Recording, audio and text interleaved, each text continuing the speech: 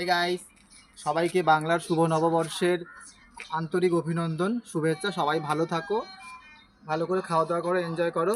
এই আজকের আমাকে যা দেখতে পাচ্ছ লুকে, দেখতেই পাচ্ছ আমি কি অবস্থায় দাঁড়িয়ে আছি। এবার ঠিক আছে, তো দূরে যা। এটা হচ্ছে যে আমি আজকের ওই কী সব লাগাই না, হলুদ নিম পাতা, এটা লাগিয়ে আমি আজকে ম্যারিনেট করেছি নিজেকে।